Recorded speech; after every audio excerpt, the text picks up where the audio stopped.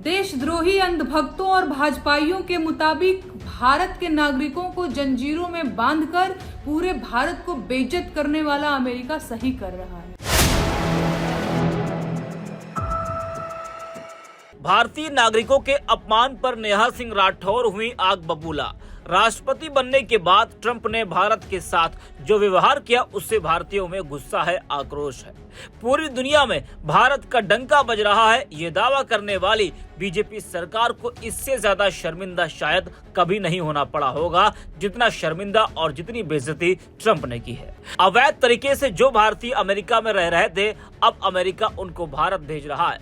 104 भारतीय नागरिकों को हथकड़ी और जंजीरों में बांधकर अमेरिका ने भारत भेजा। इस मामले पर भारत में सियासत गरमाई हुई है। विपक्ष मोदी सरकार पर जमकर हमलावर है। मोदी से जवाब मांग रहा है कि जिसे आपने अपना दोस्त बताया, जिसके लिए आपने भव्य आयोजन किया था, आपके उस दोस्त ने ये क्या किया। तो देश में अमेरिका और ट्रंप के खिलाफ आक्रोश है, क्योंकि यह कुछ अवैध अप्रवासियों का मामला नहीं है। अब यह पूरे देश की आन बान शान का मामला बन गया है। उन भारतीयों को एक विशेष विमान से अमृतसर लाया गया। यह पूरे देश को शर्मसार करने वाली हरकत है। भारतीय नागरिकों को हथकड़ी लगाकर और अपमानित करके निर्वासित किया जाना दुखद है। अब इस पूरे मामले को लेकर लोक गायिका नेहा सिंह राठौर ने बड़ा हमला बोला है। नेहा सिंह राठौर ने एक्स पर लिखा है कि भारत के नागरिक जंजीरों में बांधे गए हैं तो ये भारत का अपमान है। ऐसा करने वाले अमेरिका को सही कहने वाले भाजपाई खुद देशद्रोही हैं। अगर मोदी जी 2 करोड़ रोजगार दिए होते तो कोई अमेरिका क्यों जाता। क्या कुछ कहा है नेहा सिंह राठौर ने, जरा वो भी आप सुनिए। देशद्रोही अंधभक्तों और भाजपाइयों के मुताबिक भारत के नागरिकों को जंजीरों में बांधकर पूरे भारत को बेइज्जत करने वाला अमेरिका सही कर रहा है। मुझे इस तरह के बयानों से आपत्ति है। कोई आदमी बिना मजबूरी के प्रवासी नहीं बनता।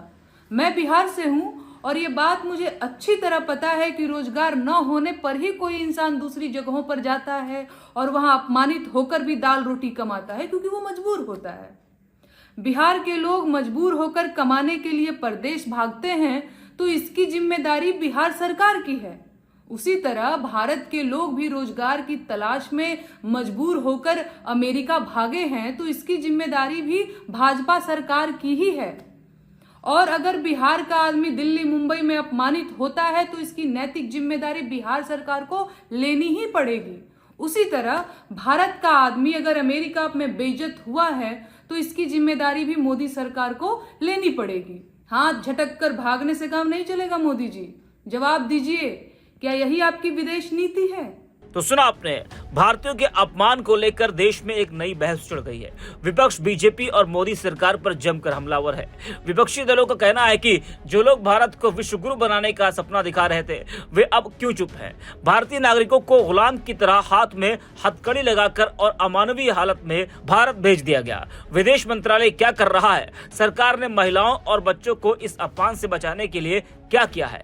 हम चाहते हैं कि सरकार इस पर जवाब दे और विपक्ष को इस मुद्दे पर संसद में चर्चा करने की भी अनुमति दे।